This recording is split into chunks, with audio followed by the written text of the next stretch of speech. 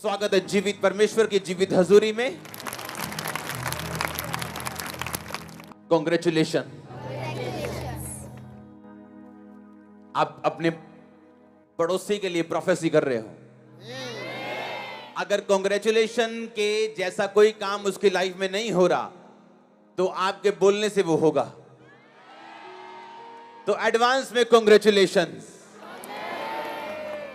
बैठ जाओ अपने शरीर में और एक बार जोर से बैठकर परमेश्वर की आत्मा के लिए तारीफ कर दो। जोर से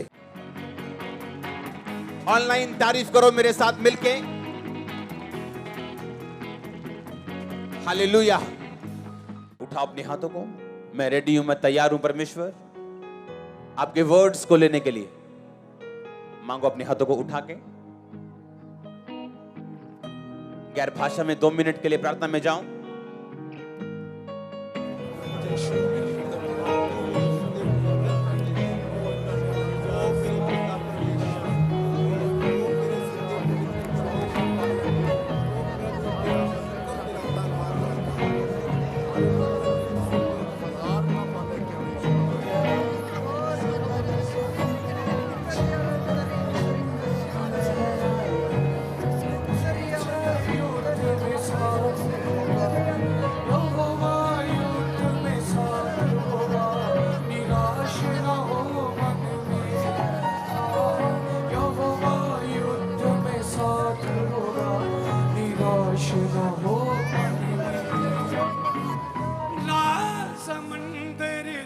अपने हाथों को उठा के आज का वचन मेरे लिए हो जो मेरी जिंदगी को बदले, मुझे अगले लेवल पे लेके जाए। मांगो अपने हाथों को उठा के।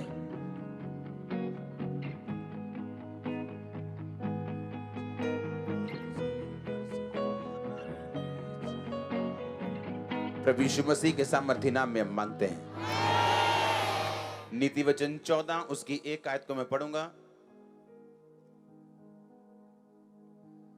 मेरी प्रेयर है आज का वर्ड आपको नई रेवलेशन दे और आपको समझ दे, आप अपने घरानों को चला सकें। जो भी परमेश्वर ने आपके लिए सोचा, जो भी परमेश्वर ने आपके लिए रखा, आप वो कर सकें यीशु मसीह के नाम में। इसमें लिखा, हर बुद्धिमान स्त्री अपने घर को बनाती और हर मूढ़ स्त्री उसको अपने हाथों से ढा देती। फिर से मैं पढ़ता हूं, हर बुद्धिमान स्त्री अपने घर को बनाती और हर मूढ़ स्त्री अपने हाथों से उसे ढा देती। इसकी 4 आयत को मैं पढ़ूंगा, उसको एक्सप्लेन मैं बाद में करूंगा। जहां बैल नहीं वहां गौशाला स्वच्छ तो रहती है, परंतु बैल के बल से अनाज की बढ़ती होती। फिर 8 आयत को मैं पढ़ूंगा, चतुर की बुद्धि अपनी चाल का जानना है, परंतु मूर्खों की मूर्खता छल करना है। इसी नीति वचन 1 बाब उसकी 1 आयत को मैं पढ़ूंगा। दाऊद के पुत्र इज़राइल के राजा सुलेमान के नीति वचन, इनके द्वारा पढ़ने वाला बुद्धि और शिक्षा प्राप्त करे और समझ की बातें समझे, काम करने में प्रवीणता, धर्म, न्याय और निष्पक्षता की शिक्षा पाए। भोलों को चतुराई, जवान को ज्ञान और विवेक मिले। बुद्धिमान सुनकर अपनी विद्या बढ़ाए, समझदार बुद्धि का उपदेश पाए, जिससे वो नीति वचन और दृष्टांत को और बुद्धिमानों के वचन और उनके रहस्यों को समझ सके। इसमें लिखा कि अगर आप नीति वचन को पढ़ते हैं, अगर आप प्रोवर्ब्स को पढ़ते हैं, तो उसमें लिखा कि तुम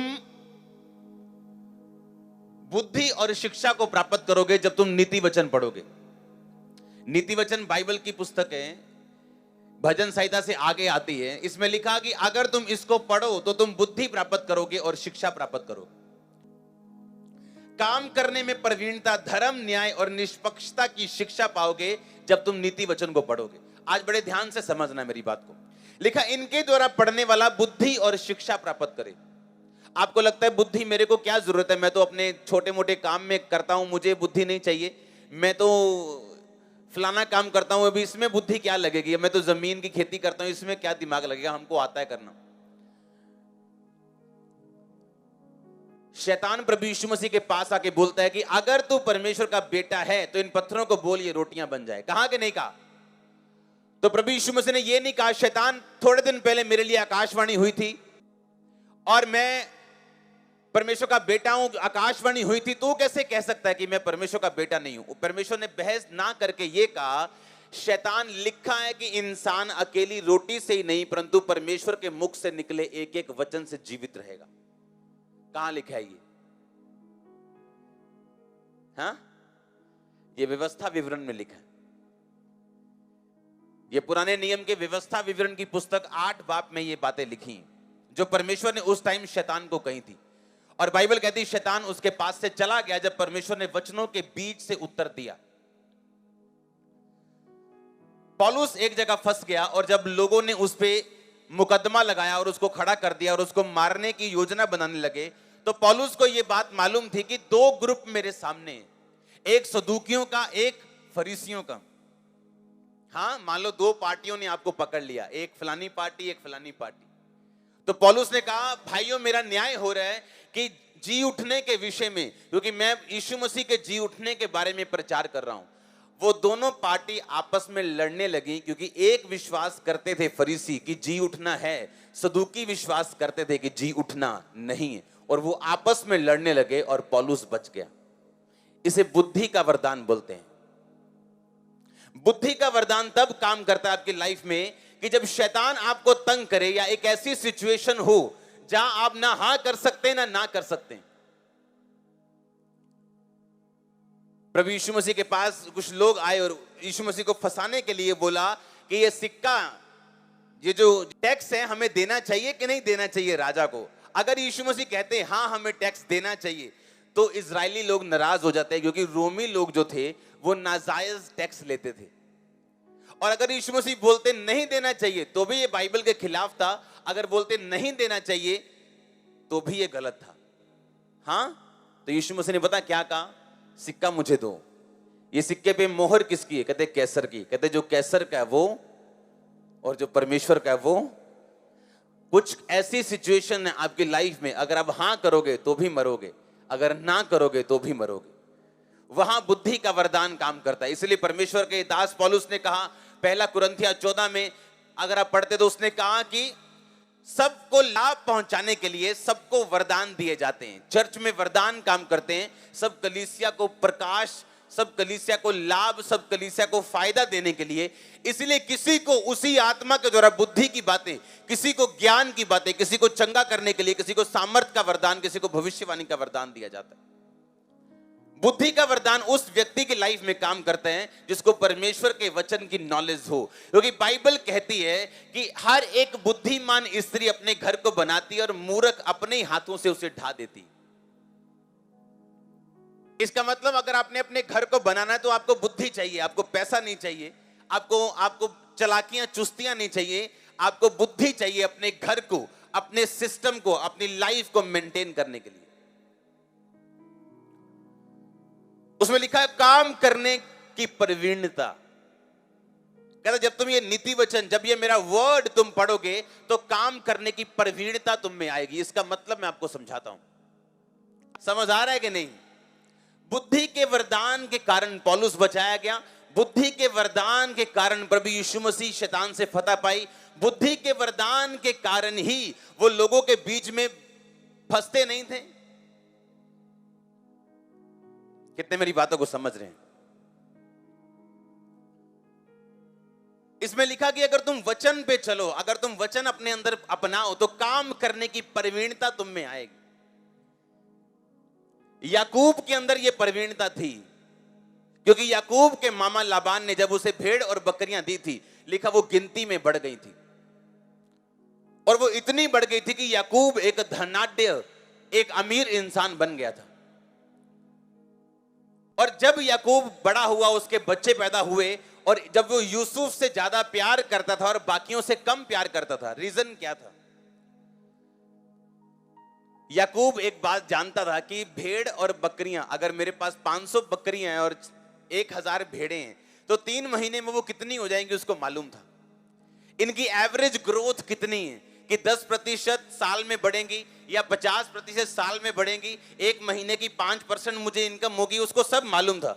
लेकिन बाकी जो बच्चे थे उनके काम करने की प्रवीणता स्लो थी, कम थी, इसीलिए वो यूसुफ से ज्यादा प्यार करता था, क्योंकि यूसुफ जिस काम में हाथ लगाता था पवित्रताई और परमेश्वर के वचनों पे चलने के कारण वो काम फलवंत होते थे, इसीलिए वो अपने बाप का फेवरेट था।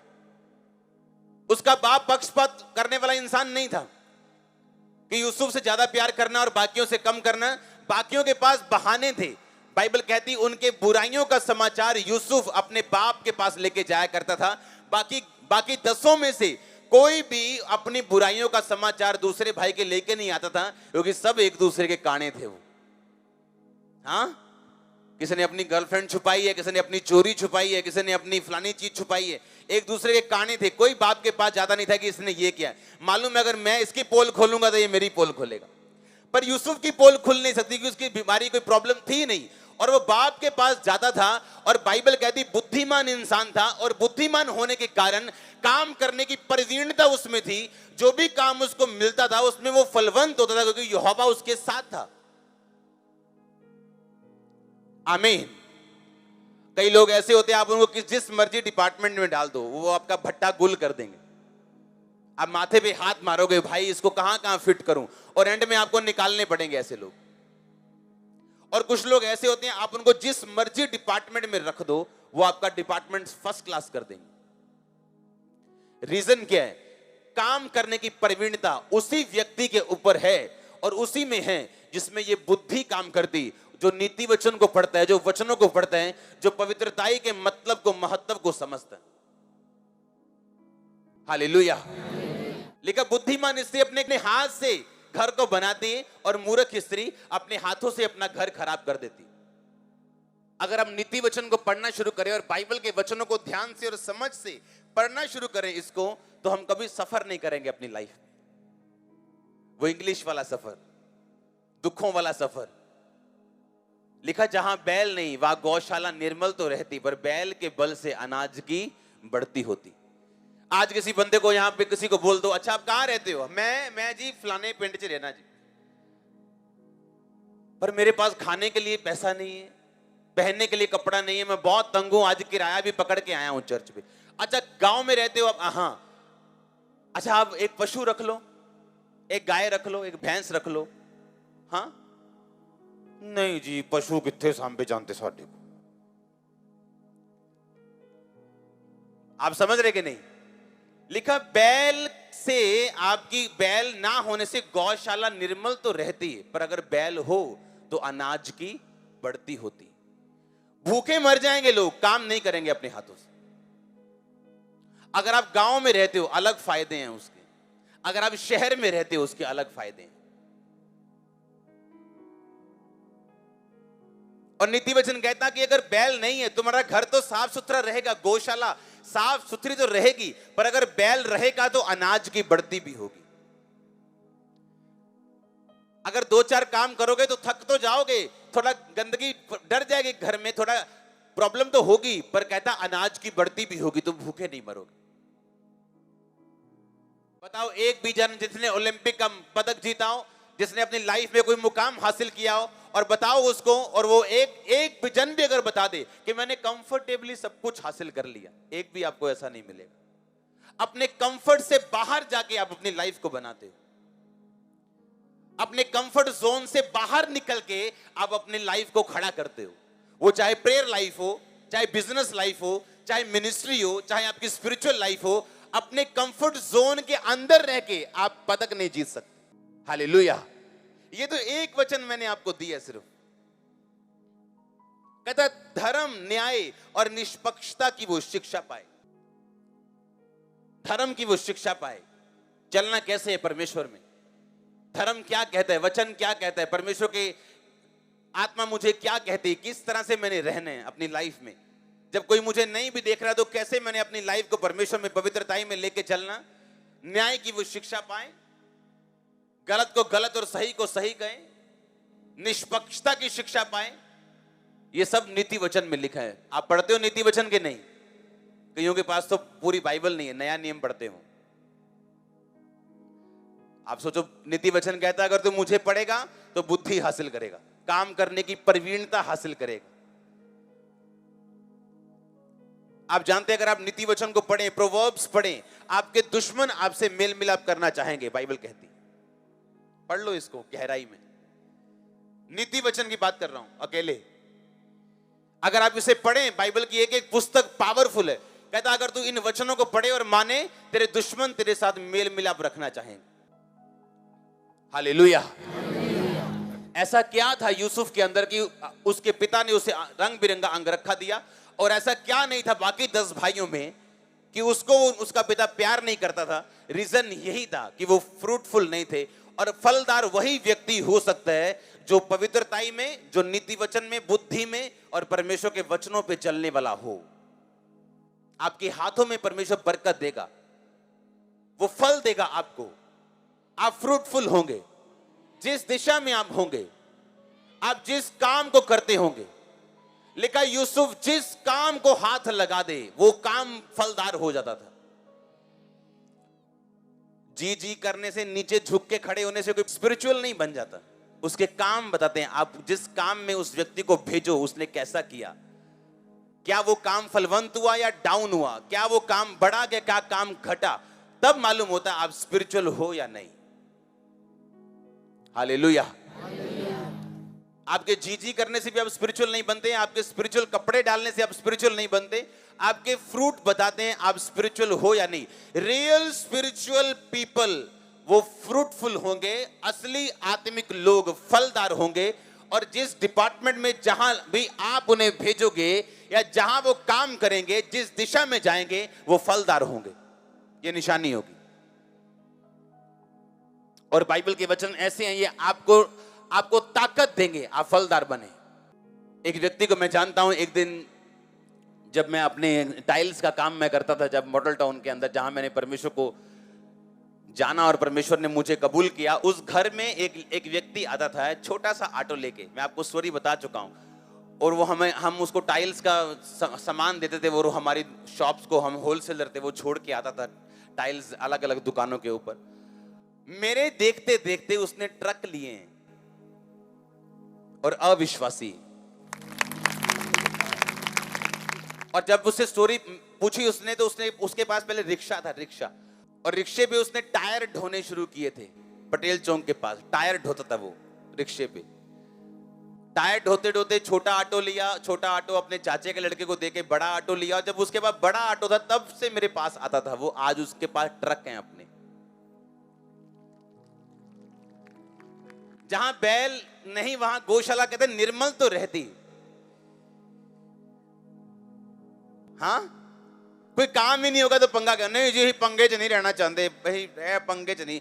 जहां लिखा जहां बैल होगा वहां निर्मल नहीं होगी गौशाला, पर अनाज की बढ़ती जरूर होगी। वचन कहता है ऐसा। अगर अनाज की बढ़ती तुम चाहते हो तो कंफर्ट में रह के तुम नहीं रख सकते, कंफर्टेबल रह के तुम नहीं बढ़ती कर सकते अपनी। तुम्हें अपने कंफर्ट से बाहर आना पड़ेगा। मैंने लोगों को बोला कि परमेश्वर ने कहा कि मैं भयानक जो तूने काम किए मेरे लिए, उनके द्वारा मैं तेरा मुंह मांगा वरदान तुझे दूंगा। लिखा कि नहीं लिखा बाइबल में कि तेरे भयानक कामों के कारण जो तूने किए, तेरी बात कर रहा है, तुम्हारी बात, मेरी बात परमेश्वर कर रहा है। कहता भयानक कामों के कारण मैं तेरा मुंह मांगा वरदान तो मैं दूंगा। क्या है भयानक काम? किसी को जाके परमेश्वर के बारे में बता के आना जो बिल्कुल कट्टर हो, दुश्मन हो परमेश्वर का। सुसमाचार वहां लेके जाना जहां ना पहुंचाओ। किसी चीज की परवाह ना करना, ना डरना, ना घबराना। अपने रिश्तेदारों को बता के आना कि मैं परमेश्वर में हूं। बीज बोने के लिए परवाह ना करना, काम करने के लिए परवाह ना करना, प्रभु का काम खुल के करना। कहता भयानक कामों के कारण तू मुंह मांगा वरदान पाएगा। आज बोलो, चाहिए परमेश्वर मुझे मुंह मांगा वरदान दे, जो मैं चाहता हूं मुझे दे। बाइबल कहती उस तू भयानक काम जब परमेश्वर के लिए करेगा तो तेरा मुंह मांगा वरदान भी यहोवा तुझे देगा।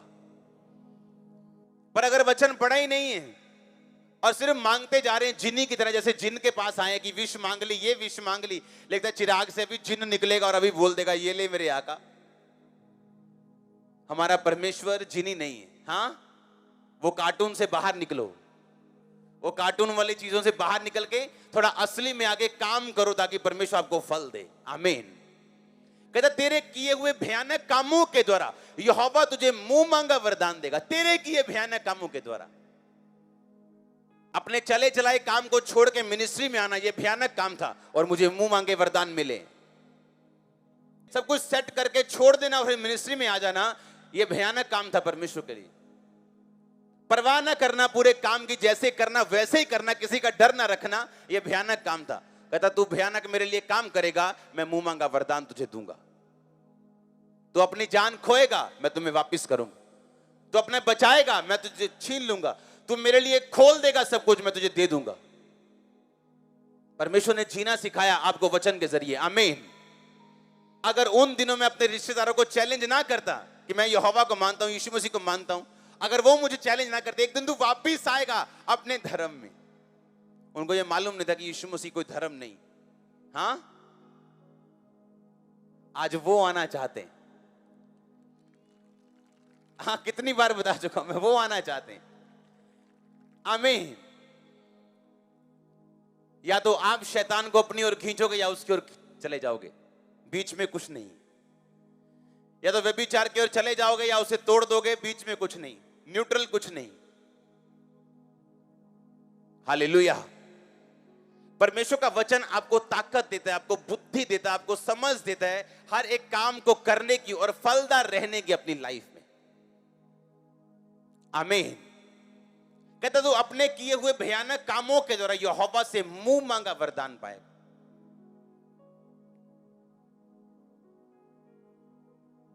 अपने पड़ोसी को बोलो, भयानक काम कर, बड़े काम कर। अगर तू मुंह मांगा वरदान परमेश्वर से पाना चाहता है तो। आमीन। कहता अपने किए हुए भयानक कामों के कारण तू यहोवा से मुंह मांगा वरदान पाएगा। जो तू कहेगा यहोवा वो करेगा। हालेलुया। नीति वचन के द्वारा, कहता इनके द्वारा पढ़ने वाला बंदा बुद्धि प्राप्त करेगा, शिक्षा प्राप्त करेगा, काम करने की प्रवीणता प्राप्त करेगा। एक वचन मैंने आपको पढ़ाया था 14:8 में लिखा, चतुर का, वो चतुर जो होते हैं, चालाक जो होते हैं, जो बुद्धिमान होते हैं, वो अपनी चाल को जानते हैं। चतुर की बुद्धि अपनी चाल का जानना है, परंतु मूर्खों की मूढ़ता छल करना है। जो चालाक होते हैं, जो बुद्धिमान होते हैं, वो हर वक्त अपनी चाल को समझते हैं, लेकिन जो मूर्ख होते हैं वो दूसरों को समझते हैं। ओ कितना चलता हाले प्रभुज, दारू पीती हो ने।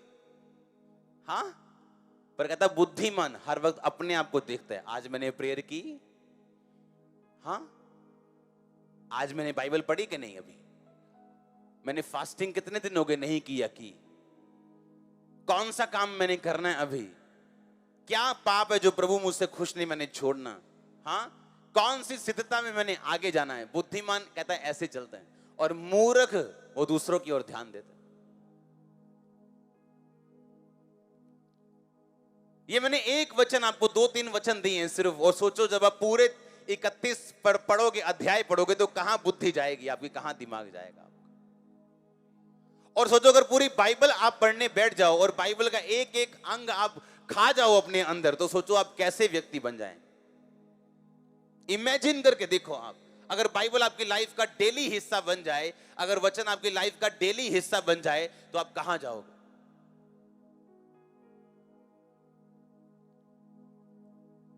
हालेलुया। कहता बैल जहां नहीं वहां गौशाला निर्मल रहती, पर कहता बैल के बल से अनाज की बढ़ती होती। कहते पंगा लेना ही नहीं है जी, कोई आराम से रहना है कंफर्ट में, तो कहता अनाज की बढ़ती तुम्हारी जिंदगी में पॉसिबल नहीं, क्योंकि जहां काम होगा वहां पंगा होगा, वहां डिस्कंफर्ट होगा, पर वो अनाज की बढ़ती के लिए होगा, आपकी ब्लेसिंग के लिए होगा।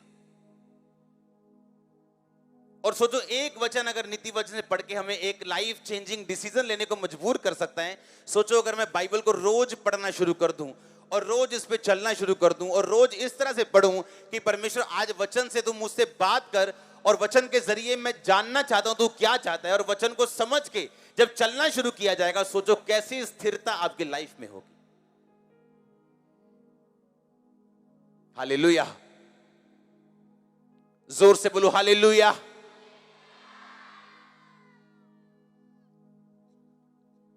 आमीन। अपने हाथों को उठाओ फिर से, बोलो वचन मेरी जिंदगी का हिस्सा बने, मैं इसे रोज पढूं, रोज सुनूं, ताकि मैं स्थिर रह सकूं, फलदायक रह सकूं, किसी अच्छी चीज की मुझे कमी ना हो। मैं उसके वचनों से खोज सकूं, यहोवा के मन को जान सकूं, परमेश्वर के उद्धार को समझ सकूं। मांगो अपने हाथों को उठा के 1 सेकंड के लिए।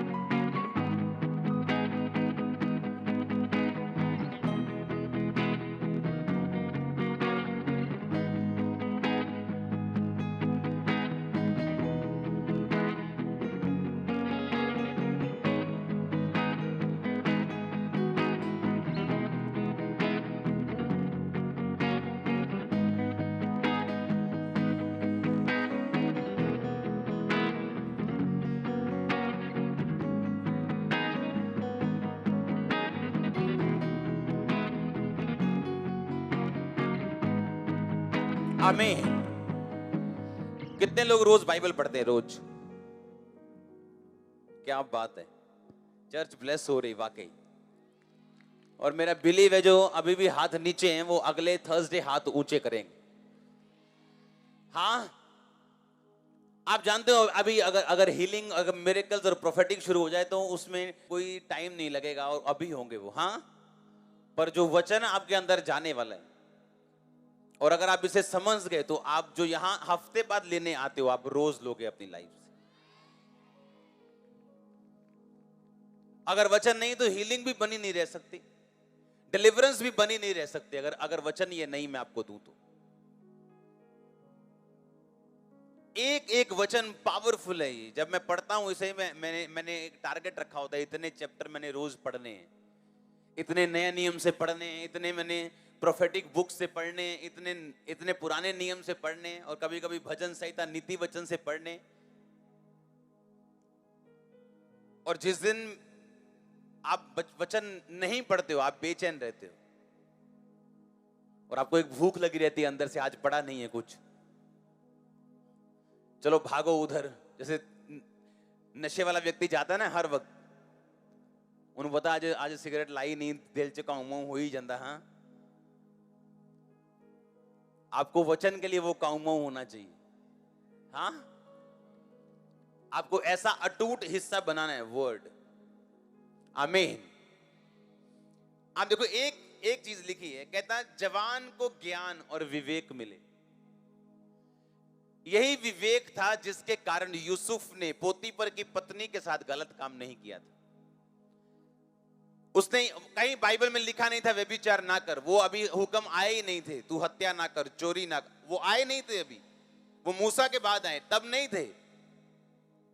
पर बाइबल कहती उसने कहा वो मेरा मालिक जिसने सब कुछ मेरे हाथ में कर दिया, जिसने मुझे ब्लेस किया, मेरा वो शारीरिक जो मालिक है, मेरा बॉस है, क्या मैं उसके साथ ये गद्दारी करूं और उसकी वाइफ के साथ गलत काम करूं? कहता मेरे विवेक ने मुझे ये करने की आज्ञा नहीं दी। और कैसे मिला विवेक? कहता नीति वचन, कहता इनके द्वारा, पढ़ने के द्वारा। कहता वचन को पढ़ने के द्वारा तुम्हारे विवेक की बढ़ोतरी होगी, तुम्हारा विवेक सही होगा। और जहां विवेक गड़बड़ हो जाए, लाइफ क्या जनरेशंस गड़बड़ हो जाती है। हालेलुया। विवेक जहां गड़बड़ हो गई, जहां विवेक की गड़बड़ हो गई, वहां मैंने कहा लाइफ नहीं जनरेशंस खत्म हो जाती है। लाइफ नहीं मैं कह रहा हूं, जनरेशंस की बात कर रहा हूं। एक ऐसा बंदा जो अभी अच्छी पोजीशन पे है, अपनी लाइफ के पुराने टाइम में जब वो जवान था, उसने एक व्यक्ति को मार के उसकी प्रॉपर्टी ले ली, क्योंकि वो अकेला था, उसको खत्म कर दिया। स्ट्रेटेजिकली बड़े बड़े ध्यान से उसको खत्म किया, किसी को मालूम ना हो। अब जब उसके बच्चे बड़े हुए, वो उसको जवाब दे रहे हैं, जितना वो करप्ट था उससे 10 गुना करप्ट निकल रहे हैं। तब तो कुछ किसी ने आवाज नहीं लगाई होगी कि भाई, तब तो खुश हुआ होगा कोई, इतने लाख का फायदा हो गया उस जमाने में, क्योंकि विवेक मरा हुआ था, तब फायदा नजर आ रहा था। अब जब वापिस आ रहा है सब कुछ ऊपर से उसके बच्चों के द्वारा, अब वो रोता है, और रोने से कोई हल नहीं होगा। अगर विवेक जिंदा होता तो ये काम होता ही नहीं।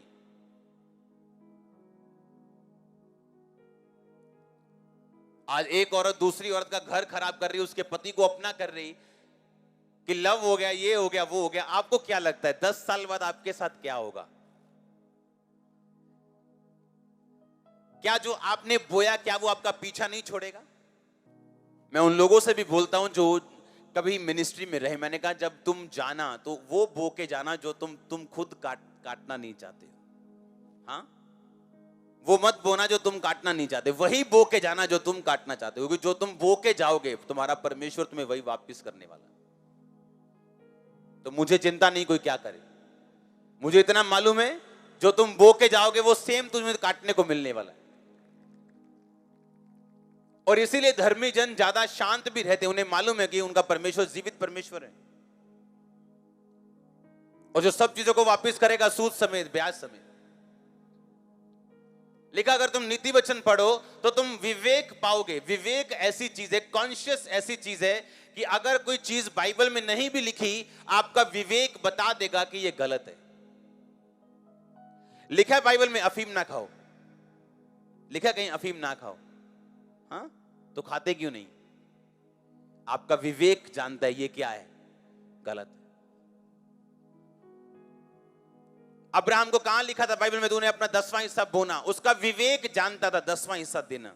उसके बाद मूसा ने कहा, उसके बाद प्रभु यीशु मसीह ने भी सेम कहा। यह किसी व्यवस्था से जुड़ा हुआ नहीं है टाइथ देना, यह व्यवस्था से पहले और व्यवस्था के बाद का भी।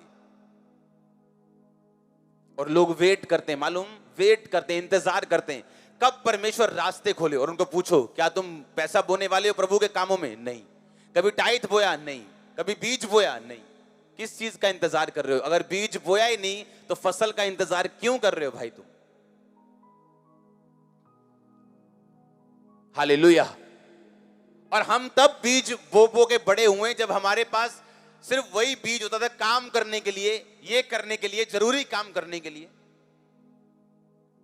हमने ऐसी ऐसी सिचुएशन में बोया और एक बैग होता था भरा बैग पैसों से, एक ही बैग, वो पूरा का पूरा बो देना, और उसमें से 2 लाख 4 लाख भी ना रखने कि इमरजेंसी कहां से करेंगे। और जैसे ही हमने बोना 2 महीने बाद क्या पता लगना जी, अच्छा जी लोग ज्यादा हो रहे हैं, क्या किया, बाहर चर्च के बाहर ओवरफ्लो सेक्शन बन गए 4।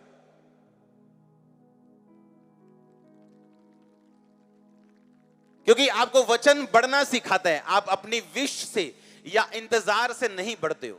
समय सब कुछ सही कर देगा, इस सदी का सबसे बड़ा झूठ है ये। समय के साथ सब कुछ ठीक हो जाएगा, इस सदी का सबसे बड़ा झूठ है ये। समय के साथ कुछ भी ठीक नहीं होता।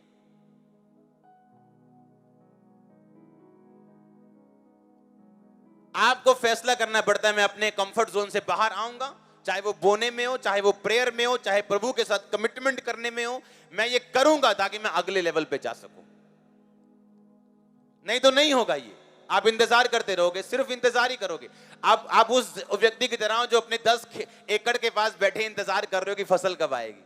वो आएगी नहीं कभी जब तक बीज नहीं बो। पर ये शिक्षा कौन देता है आपको? वचन आपको शिक्षा देता है। जब आप वचन पढ़ते हो आपको मालूम होते हैं कि ये काम मैंने करना है, ये बिब्लिकल है, ये परमेश्वर का रूल है, ये आत्मा का एक कंडीशन है उसकी। कहता है अगर तुम नीति वचन पढ़ो तो तुम्हें ज्ञान मिलेगा और विवेक मिलेगा। ये किस ज्ञान की बात कर रहा है? ये वो ज्ञान की बात नहीं कर रहा जो हम स्कूलों कॉलेजों में इकट्ठा करते हैं। वो शारीरिक ज्ञान है, वो भी इकट्ठा करना जरूरी है। लेकिन उस ज्ञान की परमेश्वर इसमें बात कर रहे हैं जो आपको परमेश्वर हेवनली तरीके के साथ, ईश्वरीय रीति के साथ देता है। जैसे ये ज्ञान कि ओ चेयर सेक्शन के पास कोई स्किन कंडीशन हील हो रही, ये ज्ञान है, ये ज्ञान का वरदान है एक्चुअल में, ये प्रोफेसी नहीं है, ये गिफ्ट ऑफ नॉलेज है। ये जिसको आप प्रोफेसी बोलते हो, प्रोफेसी अलग होती है। हालेलुया। और ज्ञान और प्रोफेसी का गिफ्ट ये इकट्ठे ही होते हैं। आपको बड़ी थिन लाइन होती है इसमें, कौन सा ज्ञान है कौन सा प्रोफेटिक है, दोनों एक जैसे लगते हैं हमेशा। ये कहता अगर तुम ये वचन पढ़ोगे तो तुम्हें एक ज्ञान मिलेगा। कौन सा ज्ञान? वो वाला ज्ञान नहीं जो आप समझ रहे हो कि बाइबल में 66 पुस्तकें हैं, हाँ 1100 कुछ चैप्टर्स हैं, इतनी वो वाले ज्ञान की परमेश्वर बात नहीं कर रहा। वो ज्ञान जो तुम्हें चाहिए, जो तुम्हारी लाइफ जिस ज्ञान के ऊपर निर्भर करती है कि मैं क्या करूं, मैं किससे मैरिज करूं, कौन सा काम करूं, कैसे सफल हूं, ये उस ज्ञान की बात कर रहा है परमेश्वर, जो डायरेक्टली आप पे जाहिर किया जाता है आपकी लाइफ के जरिए, आपकी आत्मा के जरिए, या परमेश्वर के दास के जरिए। आप समझ रहे इन वचनों को कि नहीं? आप इनकी इंपॉर्टेंस समझ रहे कि नहीं? ये उस ज्ञान की बात नहीं कर रहा जो आप पढ़ के समझते हैं कि जवान को ज्ञान और विवेक मिले। क्यों जवान को ज्ञान मिले, बुढ़े को क्यों नहीं? अगर ये उस ज्ञान की बात कर रहा है जो आप समझ रहे हो, फिर बुढ़े को क्यों ना मिले? बुढ़ा कंधा जो टकरा मारता फिरे तो जवान सही रहे, ऐसा लिखा। अगर उस ज्ञान की बात हो रही होती तो इसमें यह लिखा जाता कि सबको ज्ञान मिले, क्योंकि ज्ञान की जरूरत जवानों को है। जो आत्मा में जवान है अभी पहुंचे नहीं है अपनी मंजिल में, पर आत्मा के बुढ़े अपनी मंजिल तक पहुंच चुके हैं। आप समझ रहे कि नहीं? अब जो बुजुर्ग बैठे हैं उनके बच्चे हो चुके हैं, उनके नाती पोते हो चुके कि नहीं हो चुके, पर कहता है जवान को ज्ञान मिले। क्यों? जो आत्मा में अभी जवान है, जो अभी बड़ा हो रहा है, उसको ज्ञान की, रेवलेशन की, उसको प्रकाश की, उसको परमेश्वर की स्पेशल गाइडेंस की जरूरत है ताकि वो आगे बढ़ सके अपनी लाइफ में। पर जब वो आत्मिक बुढ़ा हो जाए तब उसको ज्ञान है, उसको समझ है, वो अपनी लाइफ में कहां पहुंच चुका है। कितने मेरी बात को समझ रहे हैं? और ये ज्ञान कैसे मिलेगा? अगर आप व्यभिचार में होंगे तो, सिगरेट का सूटा अगर सुबह लगेगा तो ये ज्ञान नहीं मिलने वाला आपको। इसलिए लोग बाइबल कॉलेज चले जाते हैं शारीरिक ज्ञान हासिल करने के लिए, लेकिन एक ऐसा ज्ञान जो आपको कॉलेज नहीं देता, आपको प्रैक्टिकल मिनिस्ट्री और मैन ऑफ गॉड से मिलता है, वो नहीं मिलता लोगों को। हालेलुया। तो कहता है जवान को ज्ञान मिले और विवेक मिले। जो यूसुफ के पास था, अब्राहम के पास था, विवेक से टाइट बोया, विवेक से व्यभिचार से दूर रहे। बाइबल में कहीं लिखा नहीं था अभी। और जवान को कहता है ज्ञान मिले, नॉलेज मिले, बिब्लिकल, वो आपकी दूसरी नॉलेज नहीं, कहता हेवनली नॉलेज परमेश्वर आपको देता है जब आप उसमें चलते हैं। तो अपने काम को कैसे करना, अपनी मिनिस्ट्री को अगर आप इस सेवकाई में अभी देखें, जो सिस्टम नए बन रहे हैं और जो बन चुके हैं, आप इंजॉय करोगे चर्च में आने वाले, मजा करोगे आप देख लेना।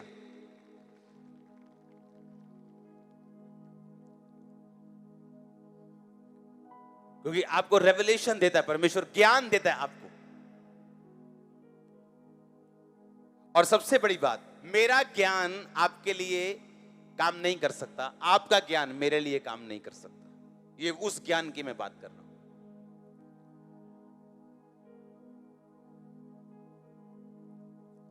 उन्हें लगता है कि शायद खंबरा चर्च ने पोस्टर्स बड़े लगाए। अच्छा, पोस्टर्स लगा के देखो, पब्लिक आती है? पब्लिक नहीं आई।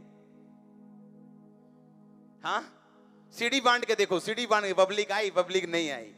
क्योंकि मेरा ज्ञान जो मैंने प्रभु से डायरेक्ट किसी चीज के लिए लिया, वो हो सकता है आपके लिए काम ना करे। आपको खुद बैठना पड़ेगा वचन के बीच में, अपनी लाइफ को सेटल करना पड़ेगा, अपनी स्पिरिचुअल लाइफ को सेटल करना पड़ेगा। कहता फिर जवान को ज्ञान और विवेक मिलेगा। मैंने कहा अगर विवेक नहीं, मैं आपकी नाश की बात नहीं कर रहा हूं, मैंने कहा जनरेशंस को आप नाश कर दोगे, जनरेशंस, आने वाली पीढ़ियां भी खत्म कर दोगे आप। यहां चर्च में ऐसे मेंबर्स हैं, उनको मालूम है कि उनके बाप दादा ने कोई प्रॉपर्टी गलत तरीके से ले ली थी, आज उनके बच्चे सफर कर रहे हैं दुष्ट आत्मा से, बीमारियों से। और मैंने उनको बताया जब तक तुम वो घर छोड़ोगे नहीं, तब तक तुम्हारा पीछा छोड़ने वाला नहीं है शैतान। कितने मेरी बात को समझ रहे हैं? ये विवेक से हो सकता है। अगर विवेक आपके पास हो कि नहीं, अगर मैं इस औरत का घर खराब करूंगी तो एक दिन मेरा भी घर खराब होगा, किसी का घर खराब करके मेरा घर कैसे बन सकता है, ये सोचना है ध्यान से। बॉलीवुड में ऐसे लोग हैं, हीरो को हीरोइन से प्यार हो गया, वाइफ को भूल गया, हाँ, फिर इतनी छित्तर पनीर की रोटी बनी दोनों में कि फिर वाइफ की याद आने लगी। हाँ, अगर विवेक होता तो ये काम होता ही ना। विवेक आपको रोकेगा उस चीज को करने से, धोखा देने से, किसी के खिलाफ साजिश रचने से। आप साजिश एक करोगे, परमेश्वर 10 करवाएगा आपके खिलाफ। मेरी लाइफ ऐसी है, मेरे दुश्मन जिनको मैं नाश करवा सकता हूं, प्रेयर से बोल सकता हूं, कुछ भी कर सकता हूं, एक भी साजिश नहीं है उनके खिलाफ मेरी तरफ से, क्योंकि मैं वो बोना नहीं चाहता जो मैं काटूं। हाँ, इसलिए ये सेवकाई खड़ी है, और देख लो पीछे टेंट के लास्ट नुक्कड़ तक भी गर्दनें खड़ी हैं, और ये खड़ी रहेगी और बढ़ेगी, और आप मेरे साथ बढ़ने वाले हैं। आमीन। ऊंचा आशीष ऊंची। आपको विवेक देता है परमेश्वर, अगर मैं ऐसा करूंगा तो ये मेरे साथ होने वाला है।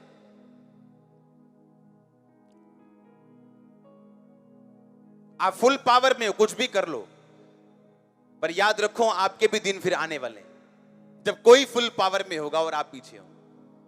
पर अगर आप सुधरे रहे तो आप नंबर 1 रहेंगे। और किससे मिलता है ये वचन? कहता नीति वचन पढ़ने से।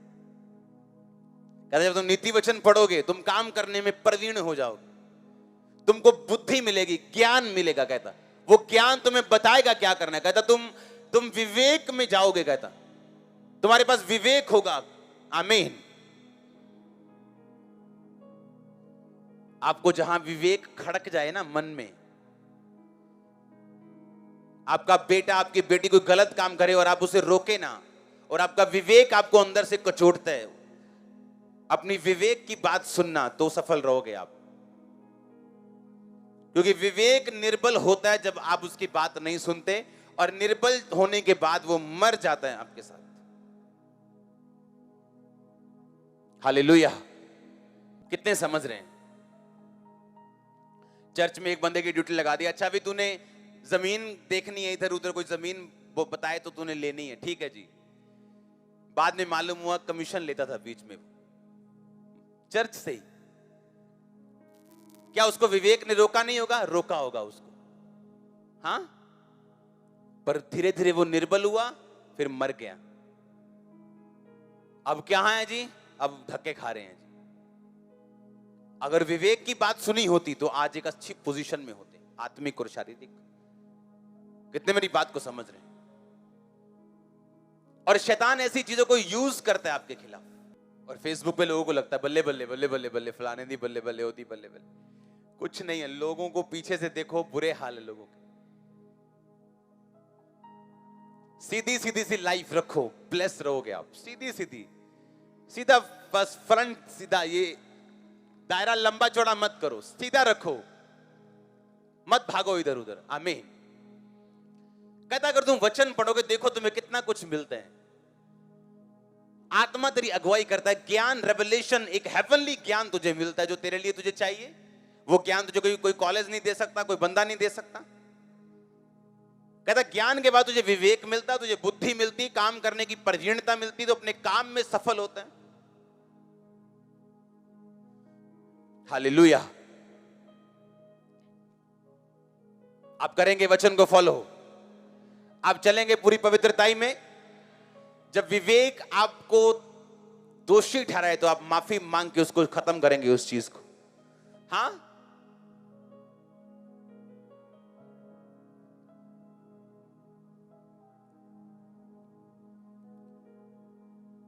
लोगों ने हमें कहते हैं यार तुम्हारे पास जो बिल्कुल तुम्हारे साथ जो बंदा रहता है यार वो कमीशन खाते हैं। और हमें लगना यार क्या हमने चेले पाले हैं। फिर उनको मालूम हुआ निकाल दिए चर्च से। लोगों को लगता है जैसा गुरु वैसा चेला है, पर ऐसा होता नहीं कई बार। हाँ, कितने मेरी बात को समझ रहे हैं? आपको एक सीधा काम दिया गया, क्यों नहीं करते उसे सीधा? हम शैतान मन में डालता है कोई बात नहीं, जे तेरा बिजनेस हुंदा प्रॉपर्टी डीलर दा, तू लैनी सी कमीशन।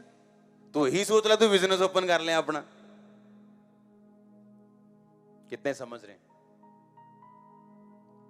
और उन्हें यह नहीं मालूम कि किस जीवित चर्च में और जीवित प्रभु के सामने वो ऐसा काम कर।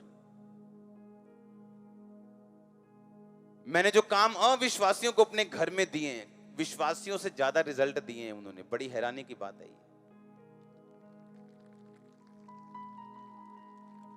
और मैं नहीं जानता है जो क्रिश्चियन लोग हैं वो कैसे प्रभु को लेते हैं। हमसे पूछो, जब हमारे पास परमेश्वर नहीं था और मॉडल टाउन में मैं गाड़ी लेके और भांग का नशा करके जाता था कि आज गाड़ी मार देनी, आज एक्सीडेंट करके खत्म हो जाना है। हमसे पूछो जीवित परमेश्वर की वैल्यू क्या है। इसलिए पैसे में गिरे नहीं, क्यों? वैल्यू मालूम। पूछो क्या वैल्यू परमेश्वर की। जब आपको ऐसा लगता है कि आप कल मरने वाले, परसों मरने वाले, आप अपने भाई की तरफ भी ऐसे ही देखते हो कि मैंने 2 दिन से मिलना है, मम्मी की तरफ भी ऐसे देखते हो कि सिर्फ 2 दिन मैं इनके साथ हूं, बाद में इनका क्या होगा। जब ऐसी सिचुएशन से आपको जीवित परमेश्वर मिले और आप बचाए जाएं, फिर आपको मालूम होता है क्या वैल्यू। जब अपने आप थाली में लगे लगाई आ जाती है ना, वैल्यू नहीं मालूम होती उसकी। पर जब मेहनत करके कमाई हो, उसकी वैल्यू मालूम होती। हालेलुया।